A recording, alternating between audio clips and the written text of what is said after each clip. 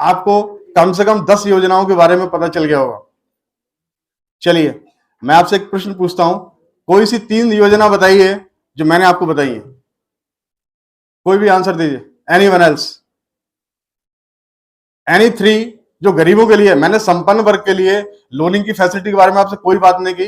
हाँ, central government की एक स्कीम मैं आपको बताता हूं जो आपसे संबंधित है, वो है स्वामी विवेकानंद युवा सशक्तिकरण योजना, जिसमें स्टेट गवर्नमेंट आपको लैपटॉप और स्मार्टफोन देती है स्नातक होने पे। ठीक है, क्योंकि उससे हम सभी लोग नोडल इंचार्ज हैं, उसके लिए हमें मालूम है कि हमारे बच्चे जो आते हैं उस कैटेगरी में, उनको हम हर साल गवर्नमेंट देती है आपको टेक्निकली एम्पावर करने के लिए। मुझे बताएंगे कोई भी बच्चा कौन कौन सी योजनाएं हैं जिनका बारे में जिक्र किया गया है? Anyone else? हाँ बोलिए। पहले मैंने किस योजना के बारे में बताया? प्रधानमंत्री किसान सम्मानित योजना। वेरी गुड, एक तो होगी किसान सम्मानित योजना। किसके लिए है ये? किसानों के लिए। क्या है इसके बेनिफिट? 6,000 रुपए की एनुअल राशि, 2,000 की 3 किस्तों में। Very good. अब चूंकि आपने बताया है, इसलिए आप ये ध्यान रखिए कि किसी न किसी को जाके, जो व्यक्ति है जिसको आवश्यकता है उसे आप जाके बताएंगे। उसके लिए आप किसान क्रेडिट कार्ड बनवा लीजिए। कभी अगर फसल खराब होती है तो उसको लोन दिया जाएगा, और लोन ऑलमोस्ट निल इंटरेस्ट पे है। अगर आप किसी से लोन लेते हैं आज की डेट में जाके, आपको 12% 13% पे लोन देगा। और दूसरी योजना बताइए। विश्वकर्मा योजना, प्रधानमंत्री विश्वकर्मा योजना किस वर्ग के लिए है ये?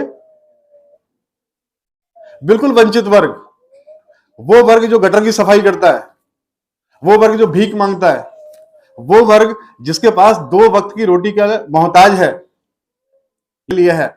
और इसमें उनको रोजगार के लिए अवसर दिए जाते हैं, आर्थिक सहायता दी जाती है, वो सारी चीजें होती हैं।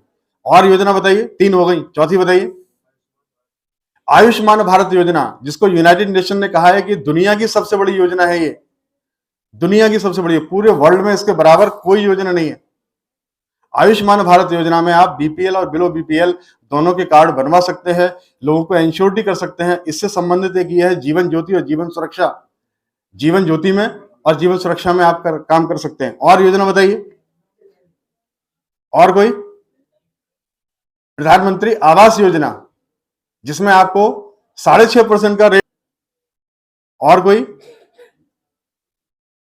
चलिए, आप में से बहुत सारे बच्चों को ये आइडिया हो गया होगा कि योजनाएं कितने बड़े लेवल पे चल रही हैं।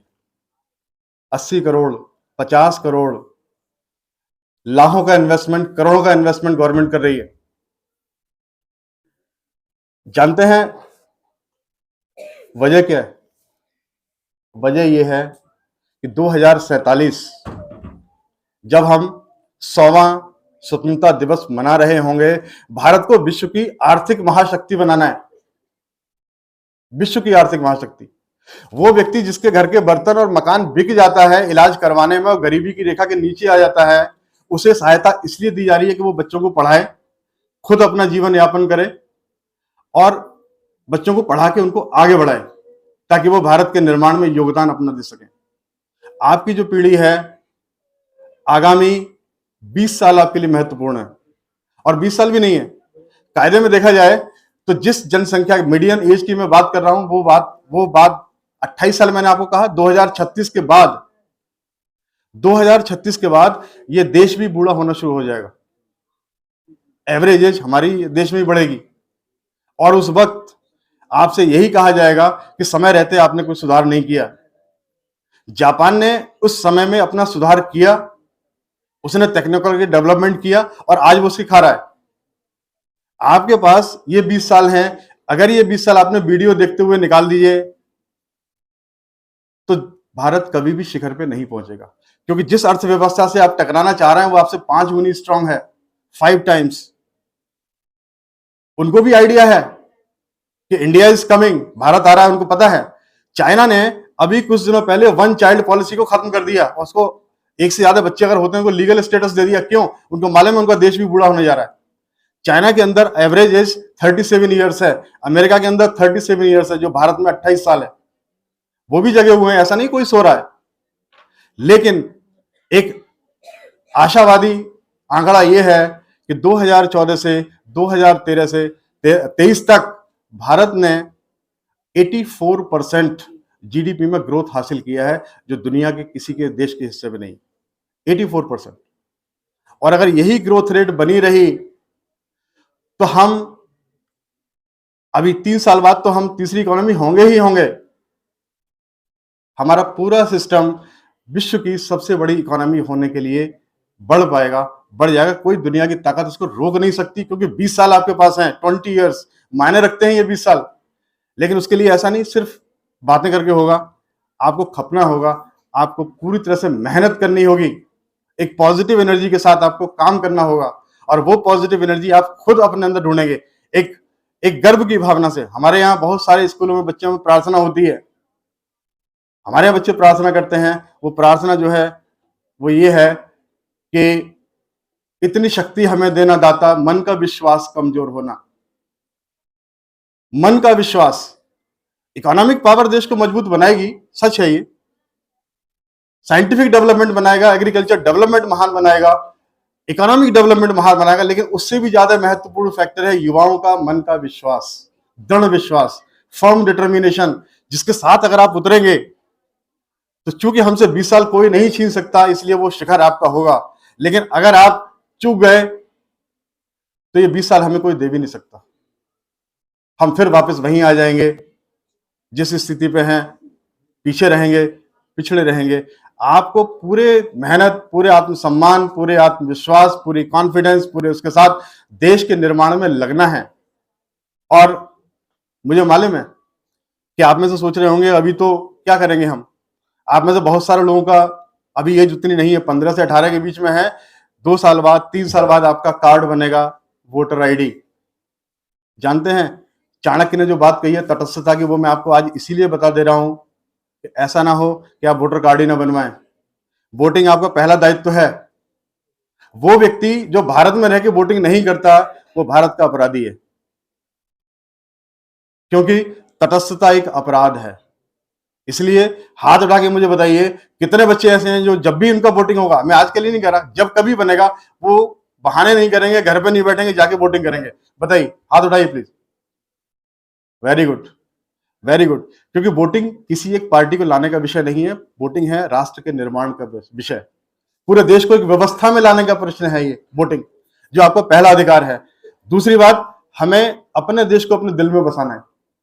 आप देखते हैं अभी यूक्रेन में और रशिया में युद्ध हुआ है ना, अभी इजराइल और हमास में युद्ध हुआ। अगर देश ताकतवर है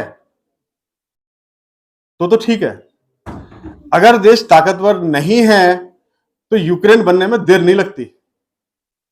हर कंट्री अपने आप को पोजीशन कर लेगा कि मैंने तो ऐसे कहा इसलिए इन्होंने माना नहीं, ये इसके साथ हो गया, ये जिम्मेदार है। You are the son and daughter of this nation. आप इस देश के बेटे और बेटियां हैं। अगर आप नहीं करेंगे तो कौन करेगा? You have to work for this nation, you have to live for this nation, you have. और उससे पहले अपने दिलों में हिंदुस्तान को बसाइए। देश वो भी तो लोग हैं जिन्होंने सब कुछ न्यौछावर कर दिया। इसलिए अपने मन में यह बात रखिए कि I am the daughter and son of this nation. मैं इस राष्ट्र के बेटा बेटी हूं। मुझे इस देश के लिए सब कुछ करना है, मेहनत करनी है। आपको सिर्फ एक काम करना है, मेहनत करनी है, पढ़ाई करनी है ढंग से। मोबाइल छोड़ दीजिए, वीडियो छोड़ दीजिए, टिकटॉक या रील बनाना छोड़ दीजिए।